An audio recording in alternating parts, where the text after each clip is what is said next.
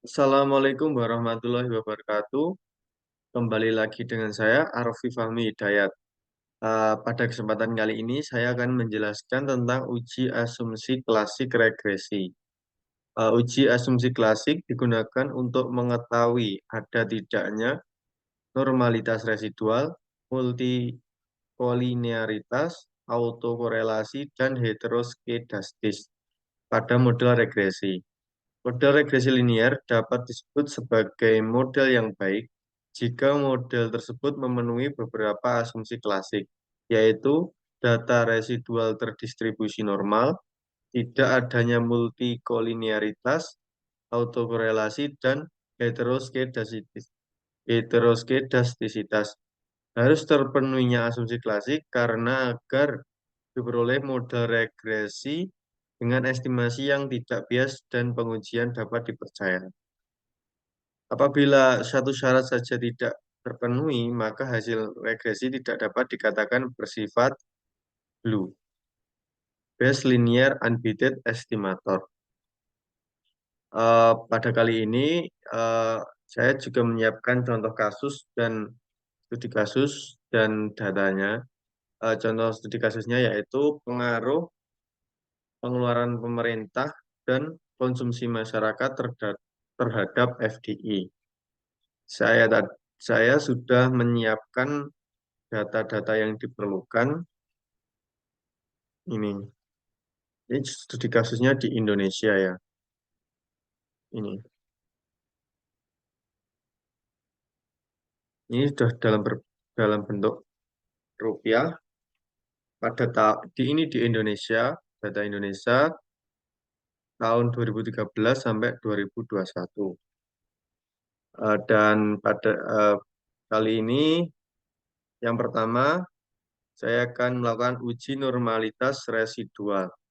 Uji normalitas pada model regresi digunakan untuk menguji apakah nilai residual yang dihasilkan dari regresi terdistribusi secara normal atau tidak. Model regresi yang baik adalah yang memiliki nilai residual yang terdistribusi secara normal. Oke.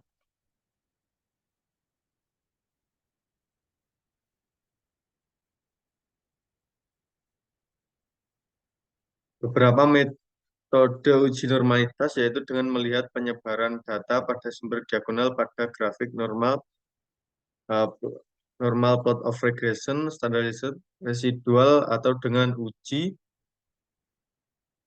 sampel Kolmogorov-Smirnov. Nah, ini yang pertama menggunakan metode grafik. Oke, saya sudah ini. Kita ke SPSS, variable view. Variabelnya yang pertama itu eh, konsum pengeluaran pemerintah. Konsumsi masyarakat dulu aja. Konsumsi masyarakat.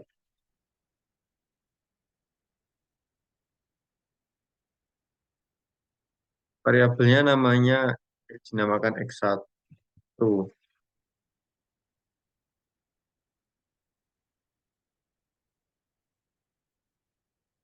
Yang X2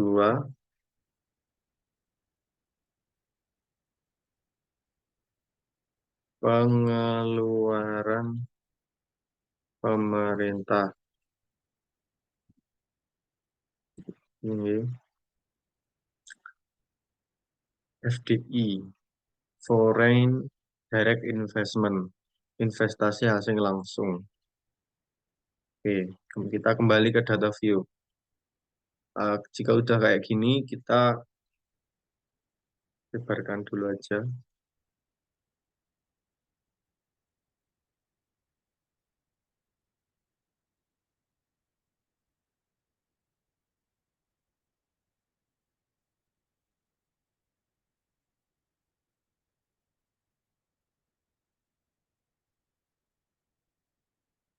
Kita masukkan data yang dari Excel ke SPSS.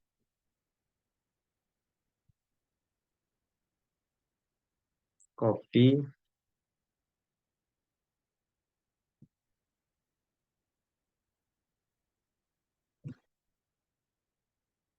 Nah, ini udah.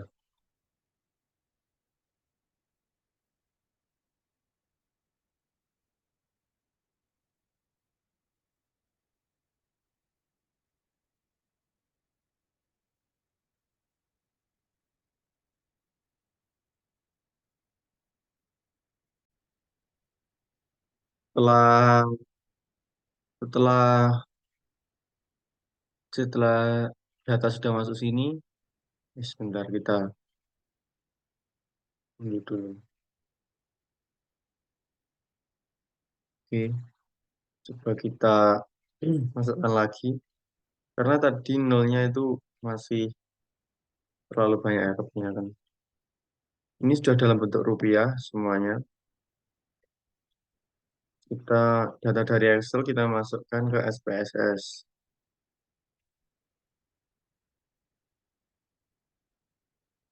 Oke, setelah masuk kayak gini, data udah masuk nih. Oke, lalu kita ke analyze, terus regresi, mana regresi? Regresi linear.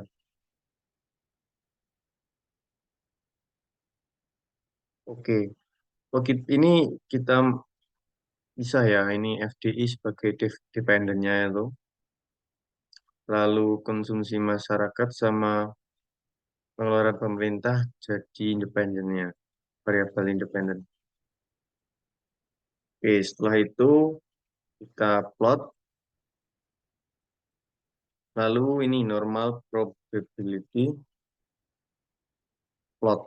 Kita centang, continue. Oke, kita oke. Nah, udah jadi kayak gini. Nah, yang kita butuhkan chartnya ini. Hmm. Ini itu maksudnya itu titik-titik yang menyebar di sekitar garis dan mengikuti garis diagonalnya ini, maka nilai residual dari data tersebut yaitu terdistribusi dengan normal. Oke, kita copy aja, kita masukkan ke sini. Oke, bukan ini, SPS.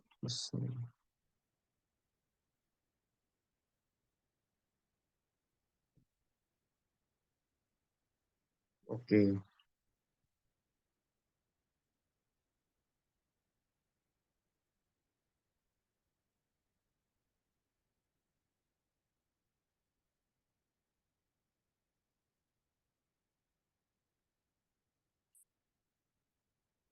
ini udah.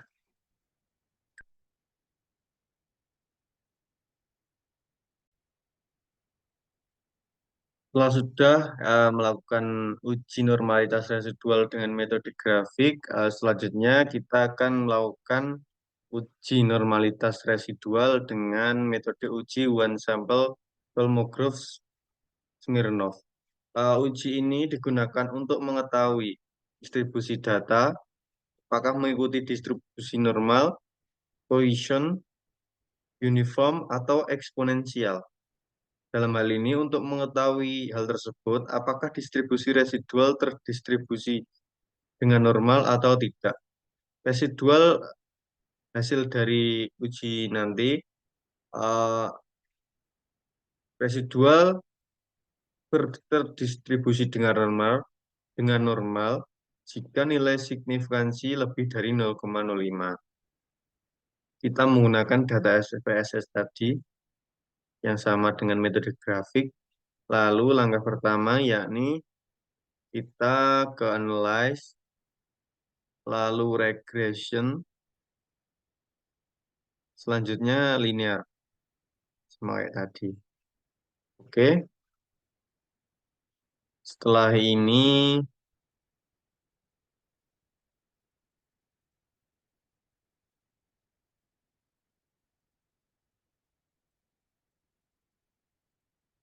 setelah klik klik tombol save. Lalu keluar kayak gini, kita centang yang ini unstandard reset. Oke, klik continue.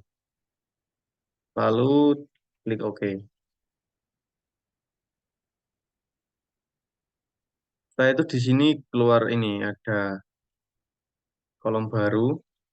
Nah, ini diabaikan saja. Lalu kita klik analyze, lalu analyze non-parametric test. Ini kasih dialog. Nih, klik yang ini. Yang satu sampel ini. Oke, setelah ini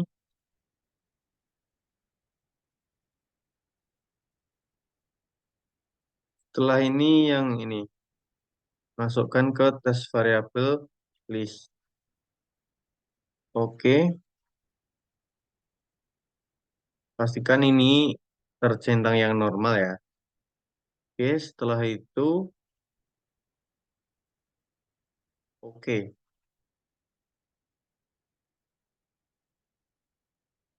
Nah, nanti keluarnya kayak gini. NP test.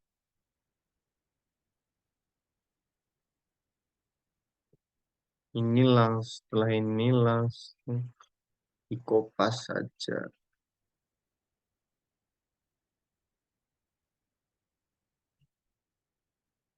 Masuk ke sini.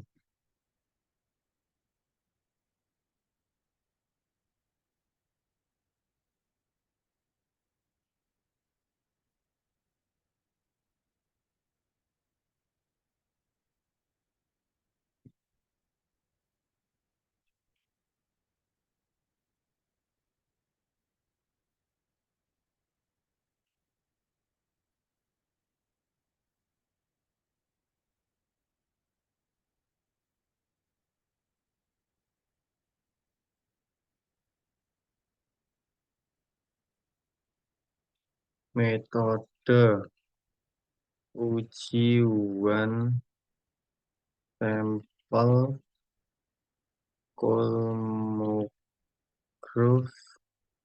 Smirnov. Oke, nah, sudah kayak gini.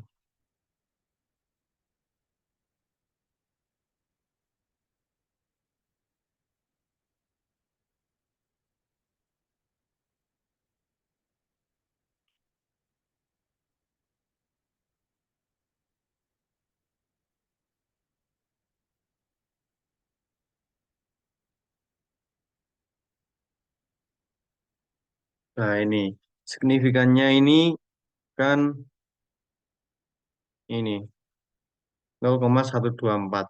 Ini lebih dari ketentuannya tadi 0,05. Sehingga ini eh, menyatakan bahwa nilai residual terdistribusi dengan normal. Oke.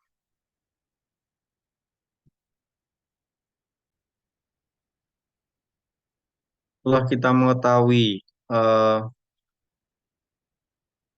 nilai residual ini terdistribusi dengan normal, maka yang selanjutnya kita melakukan uji multikolinearitas. Oke, kita edit dulu yang ini. Nah, uji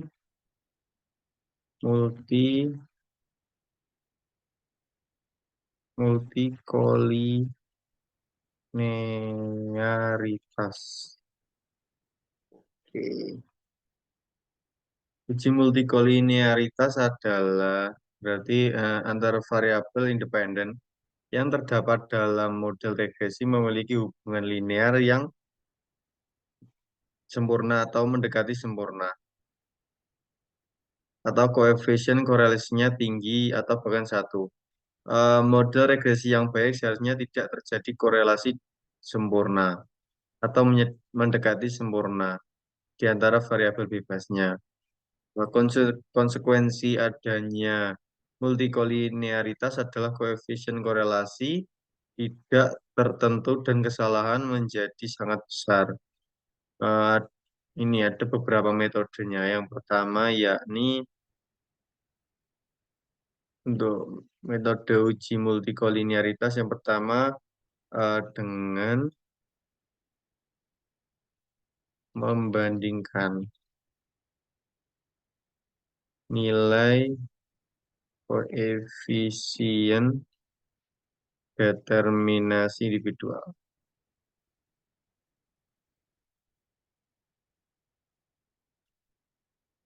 Oh, R kuadrat ini dengan nilai determinasi secara serentak.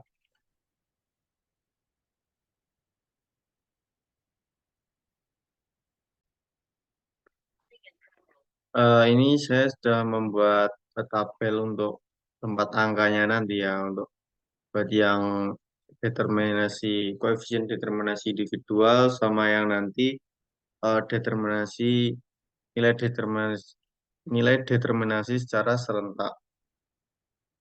Oke, yang pertama yang akan kita lakukan yakni dengan kembali ke SPSS tadi, data-data SPS tadi. Yang ini kita hapus dulu. Oke. Oke, yang pertama setelah data-data yang sama seperti tadi, kita klik analyze. Lalu kita regresi, lalu linear. Oke, ini selanjutnya seperti ini ya. Kita kembalikan dulu. Oke.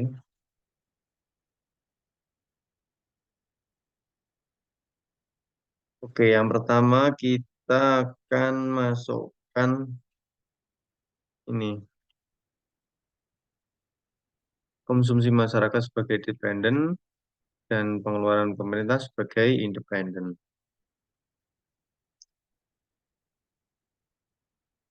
Oke, setelah itu kita klik OK. Nah, ini modal sebenarnya kayak gini. R square-nya 0,910. Oke, kita masukkan ke yang R kuadrat yang kecil.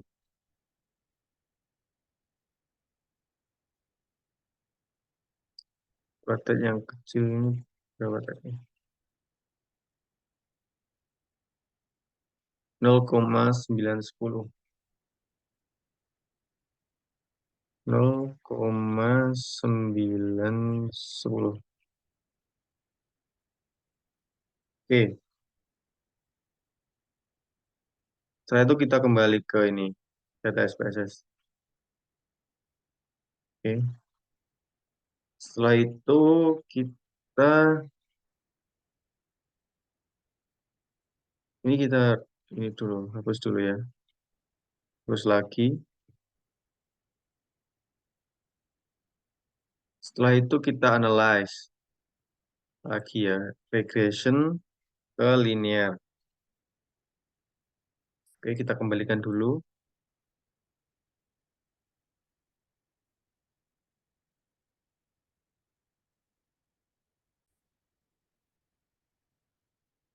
Setelah itu kita masukkan konsumsi masyarakat ke independen, pengeluaran pemerintah ke independen, dan variabel FBI ke dependen. Lalu kita klik OK.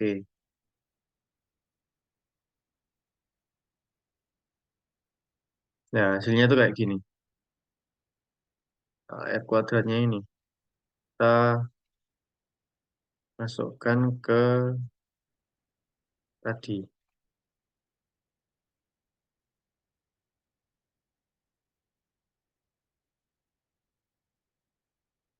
0,28. 0,28.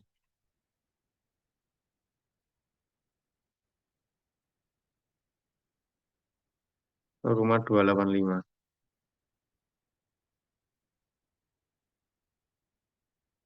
Oke.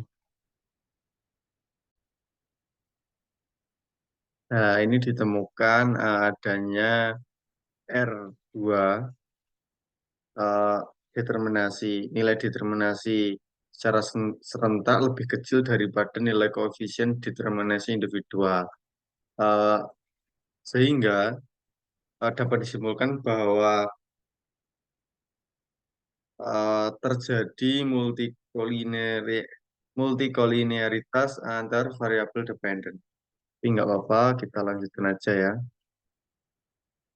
Nah, dari tabel di atas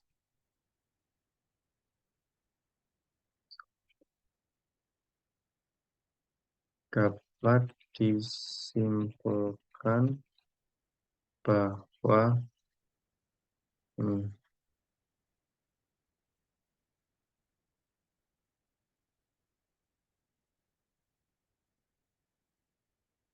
R2 lebih besar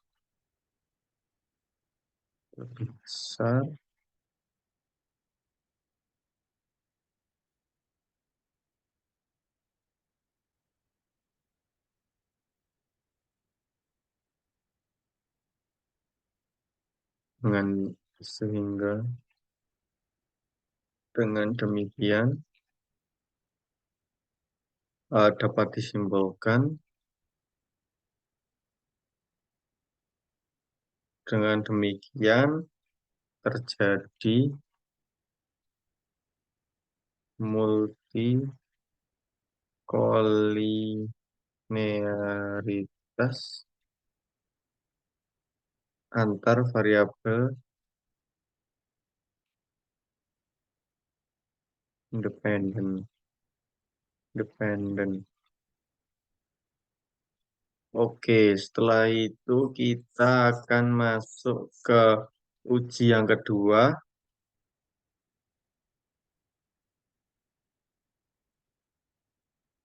Uji yang kedua dengan melihat nilai toleransi dan toleransi tolerance tolerance dan inflation faktor VIF.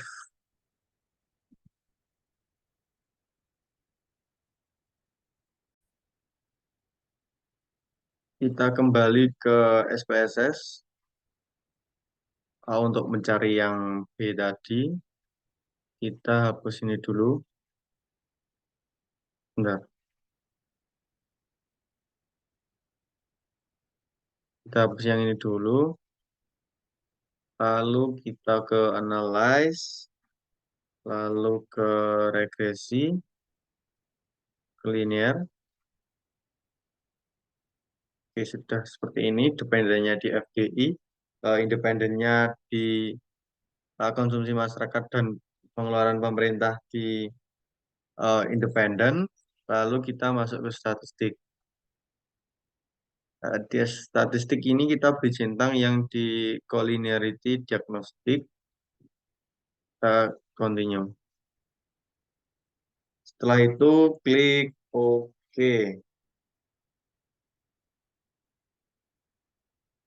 Nah, nanti keluar kayak gini.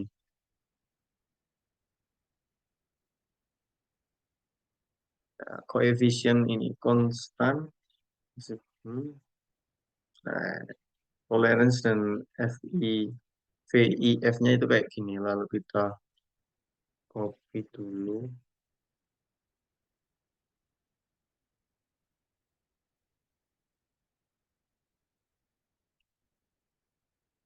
ke ini.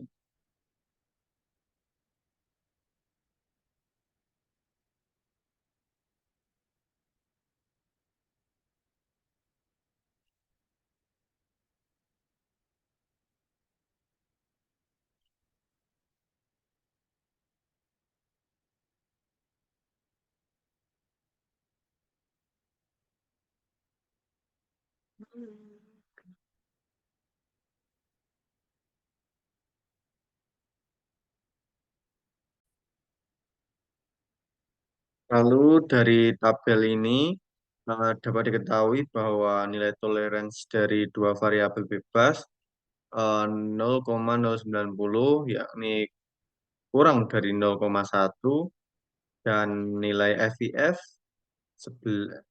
dari kedua variabel ini 11,128 lebih dari angka 10. Maka dapat disimpulkan bahwa terjadi multikolinearitas antar variabel bebas.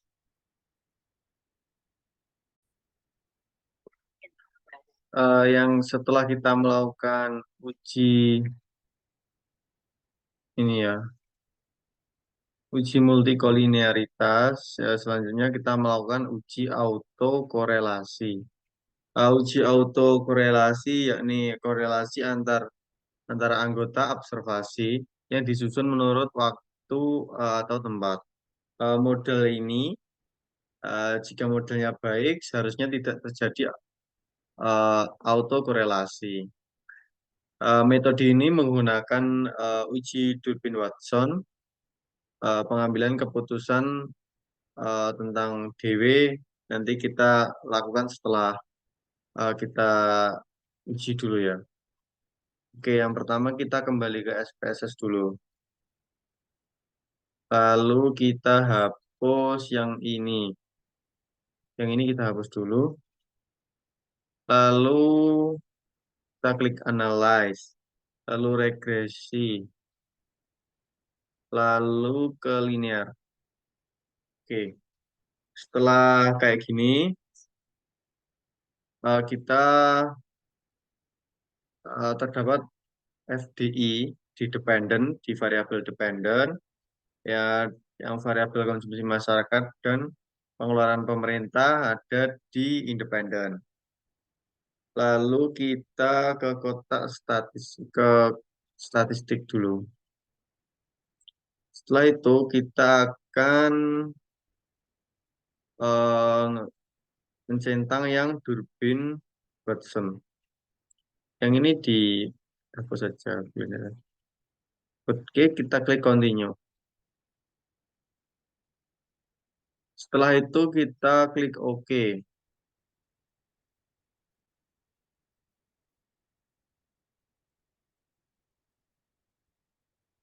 Sebentar.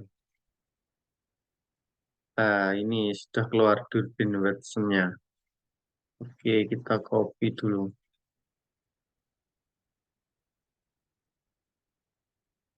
Kita copy ke sini.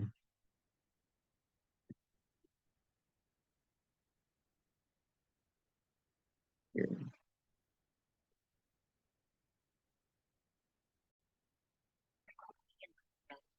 Nah, ini ya, dengan N-nya 9, N itu jumlah data, jumlah datanya di sini itu kan ada 9.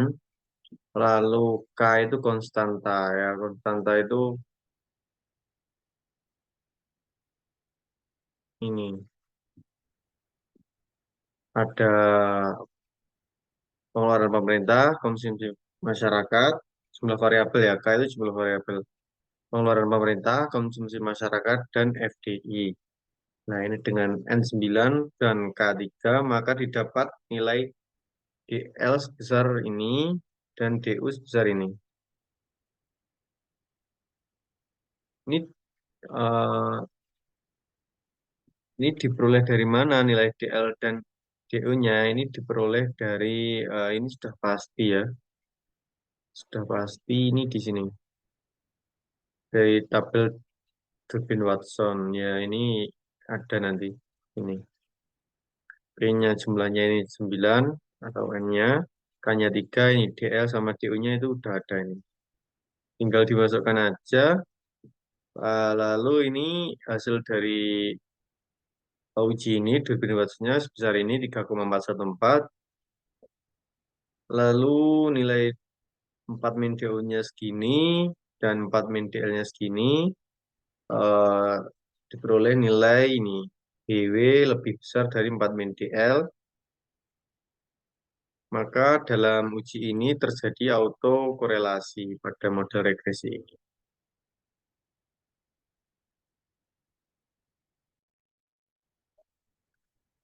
Lalu kita lanjutkan uji asumsi klasik yang keempat, yakni uji heteroskedastisitas. Heteroskedastisitas adalah varian residual yang tidak sama pada semua pengamatan di dalam model regresi. Regresi yang baik seharusnya tidak terjadi heteroskedastisitas. Macam-macam uji heteroskedastisitas antara lain dengan uji koefisien korelasi, Sper Spearman's Rho, melihat pola titik-titik pada grafik regresi, uji Park, dan uji Gleiser. Yang pertama yang akan kita lakukan uji heteroskedastisitas menggunakan metode korelasi Spearman's Rho. Yang pertama kali kita ini sudah kita siapkan. Ini seperti data yang tadi. X1-nya konsumsi masyarakat, X2-nya pengeluaran pemerintah, dan yang Y sama eh, FDI. Lalu kita klik Analyze. Ini, terus regresi, lalu ke linear.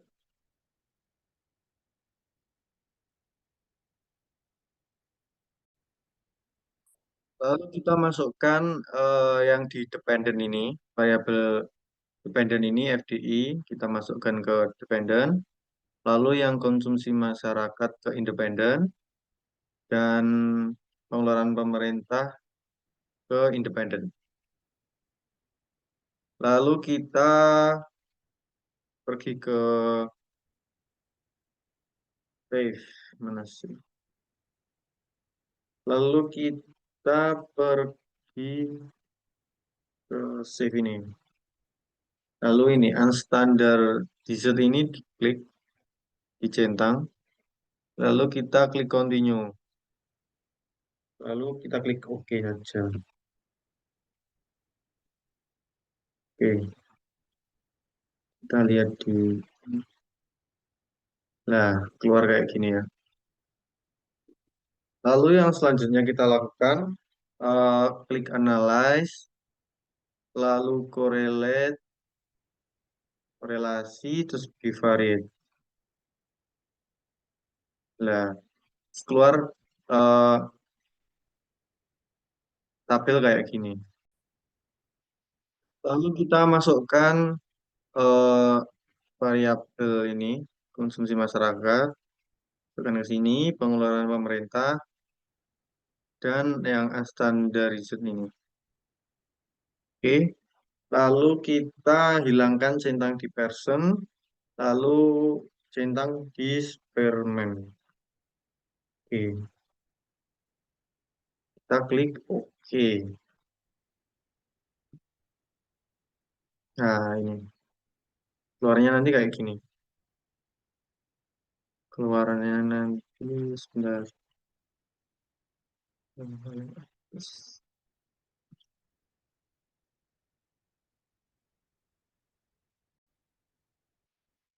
Lalu keluar ini hasilnya dari em, uji tadi. Nah, kita copy. Lalu kita ini menggunakan metode Spearman's Rule tadi ya. Kita masukkan ke ini.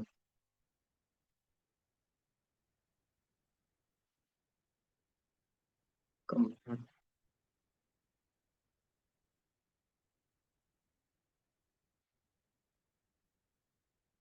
Mm, mm, mm.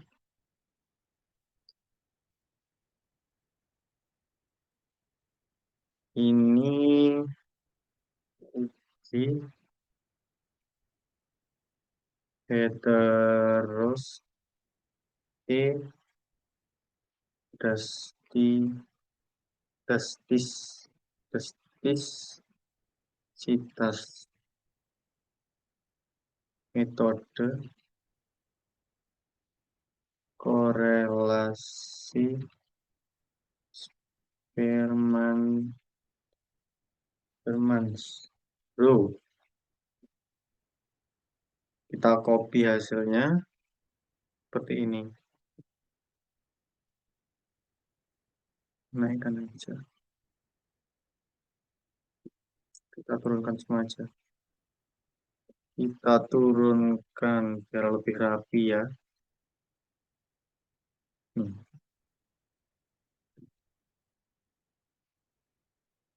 Kita buat interpretasinya dari tabel di atas. Dari tabel di atas.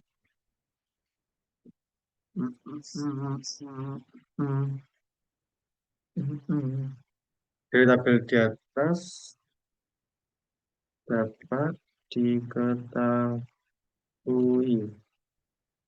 bahwa korelasi antara konsumsi masyarakat dan pengeluaran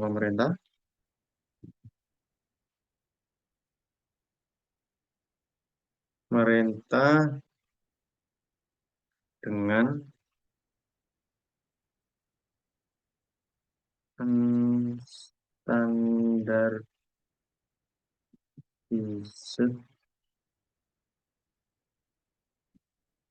value. Value memiliki nilai signifikansi atau yang ini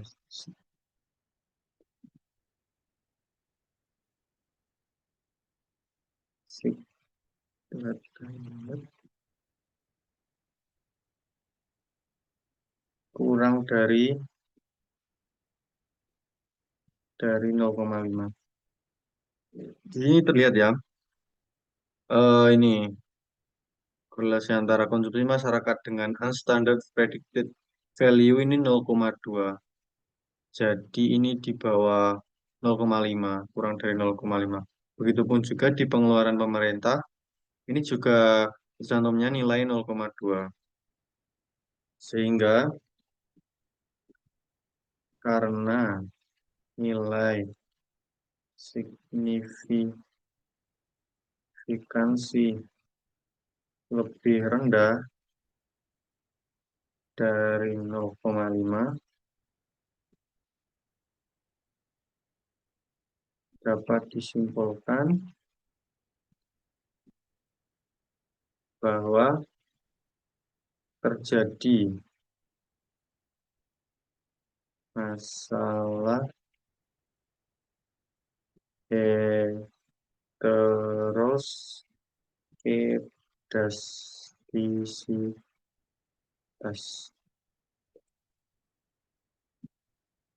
Oke, kita lanjut lagi. Oke, kita lanjutkan lagi ke bagian yang kedua. Yang pertama tadi menggunakan metode korelasi ya. Yang selanjutnya, yang B menggunakan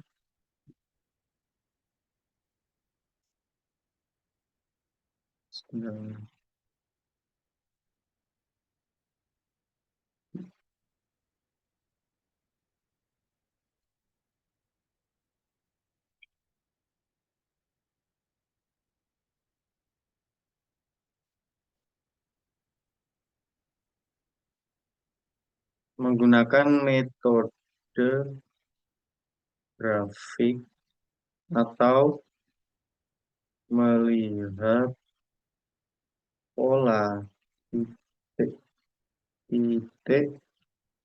pada grafik regresi.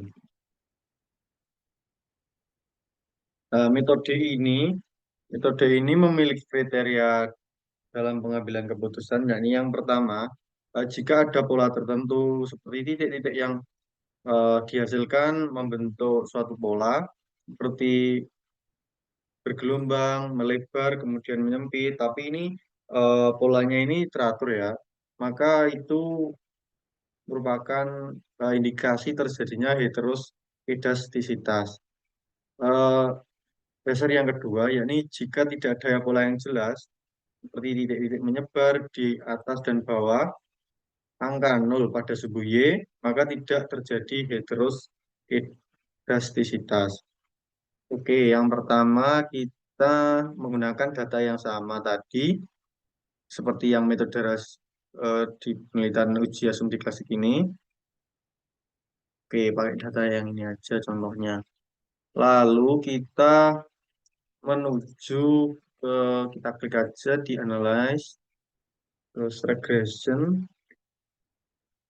lalu linear, regression, linear, wait, regression, linear, regression linear. Ini sudah kayak gini.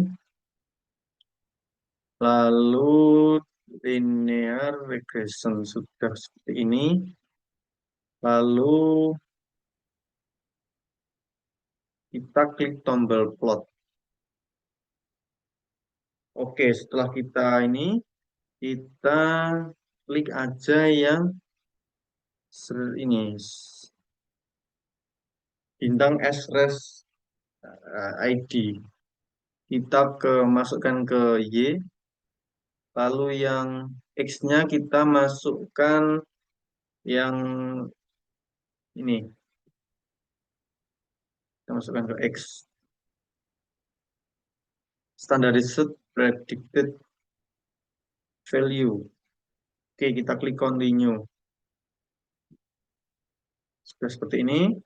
Ini dependennya FDI, independennya ini, dua ini. Oke, kita klik ke OK. Nah, seperti ini hasilnya. Setelah itu kita copy aja dulu ke web.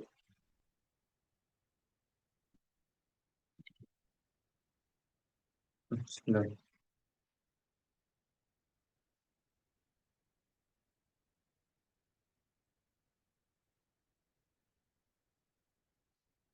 aku video. Oke, sudah.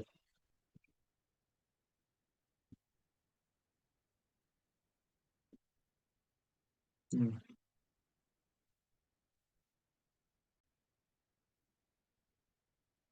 Ini hasil dari metode grafik tadi yang kita olah. Ini terlihat ya di sini. Eh, ada pola-pola yang membentuk dari titik-titik ini. Yang ini ke atas. Ini juga lagi ada membentuk pola lagi. Lalu juga untuk dasar yang kedua tadi bahwa angka titik-titik menyebar di atas dan di bawah angka nol. Kita lihat di sini bahwa angka nol juga di angka nol pada sumbu Y ini juga ada titik, makanya kita bisa menyimpulkan kita interpret- interpretasinya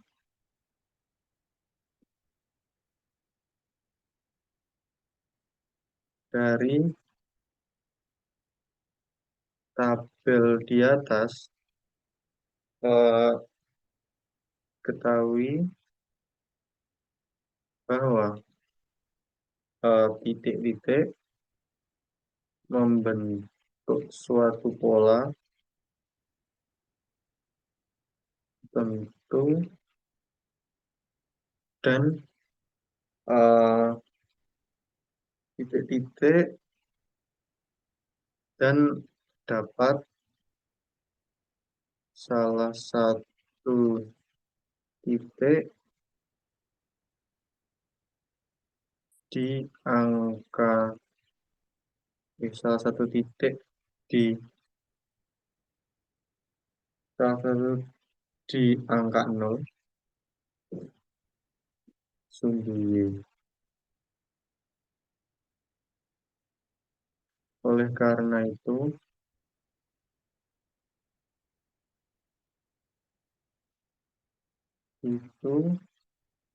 dapat disimpulkan bahwa terjadi masalah heter- heteroskedasitas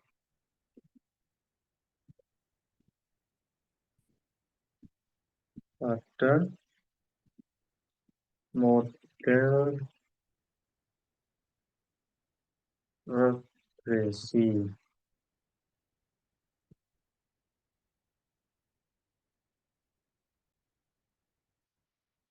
Kita lanjutkan untuk uji heteroskedastisitas yang ketiga menggunakan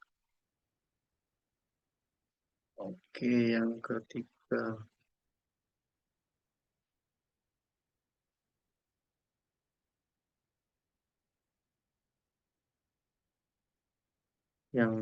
menggunakan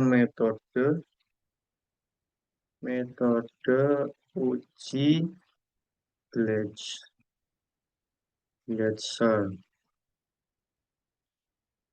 Metode uji Gletser ini dilakukan dengan cara meregresikan antara variabel independen dengan nilai absolut residualnya. Jika nilai signifikansinya antara variabel independen dengan absolut residual lebih dari 0,05, maka tidak terjadi masalah heteroskedastisitas. Oke, kita masuk ini. Oke, kita hapus dulu ini. Ini kembali ke data yang tadi yang kita gunakan ya. Oke, langkah yang pertama kita analyze, kita masuk ke regresi, lalu kita linear. Seperti ini. Sudah seperti tadi ya, ini dependennya segini, di dependen dan independennya yang dua ini. Lalu kita save. Nah, seperti ini. Sudah ya, sudah standarisir. Oke, kita pada ini standarisir ini dihilangkan. Kan ini predicted value ini kita hilangkan. Lalu yang standardized yang di residual kita centang. Oke, selanjutnya kita klik continue, kita klik OK.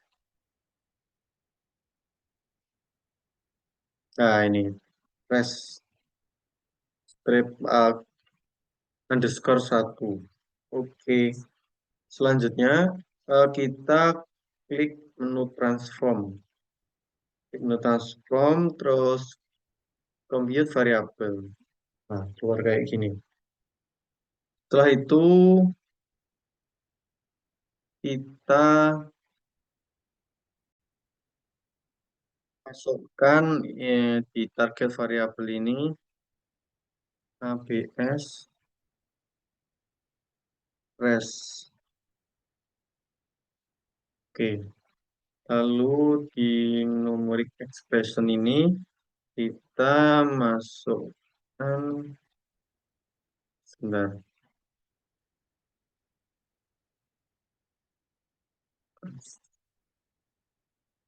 Oke, sudah kita nih res 1. Oke, kita masukkan variabel standar residualnya ketika ABS kita kurung res underscore 1. Oke, setelah ini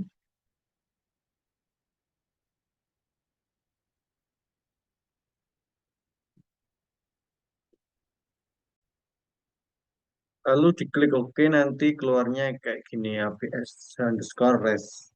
Ini sebenarnya angka ya, kita coba. Hmm,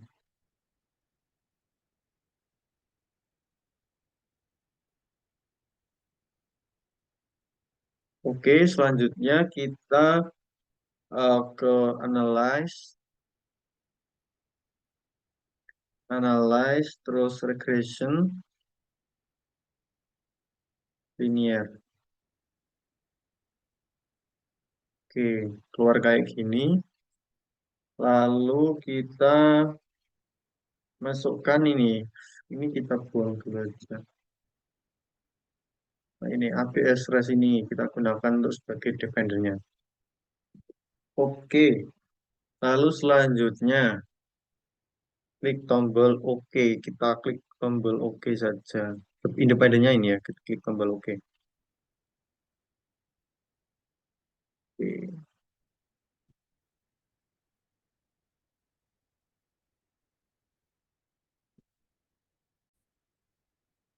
Lalu kita cari yang hasilnya tadi ini, koefisien ini. Kita copy dulu ke Word, tabel koefisien.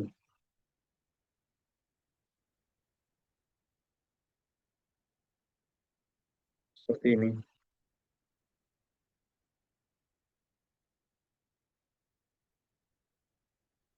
Oke, kita interpretasikan ya dari tabel ini. Eh, dari tabel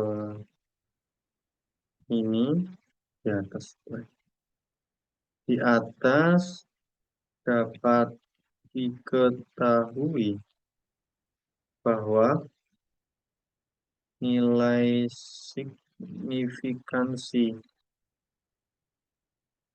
dua variabel independen, hmm, variabel independen ini independen 0,117 untuk konsumsi masyarakat dan 0,226 untuk pengeluaran pemerintah. Ini lebih dari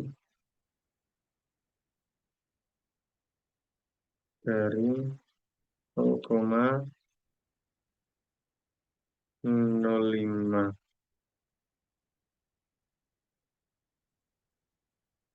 Dengan demikian dapat disimpulkan bahwa tidak terjadi heteroskedastisitas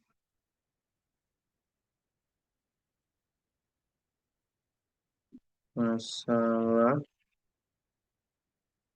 pada model regresi. Oke, hasilnya.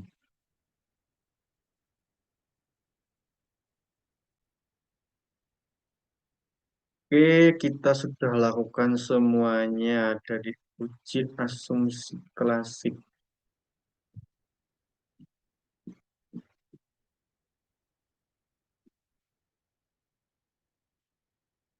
Dari yang pertama, uji normalitas residual, kita juga menggunakan metode grafik yang dengan menggunakan metode uji one sample Kolmogorov Smirnov. Kita juga menggunakan eh, uji multikolinearitas, uji autokorelasi, em, uji heteroskedastisitas juga menggunakan tiga metode. Yang pertama metode korelasi Spearman-Stroh, lalu metode grafik, dan metode uji Gleiser. Sekian dari saya, kurang lebihnya mohon maaf, semoga bermanfaat. Wassalamualaikum warahmatullahi wabarakatuh.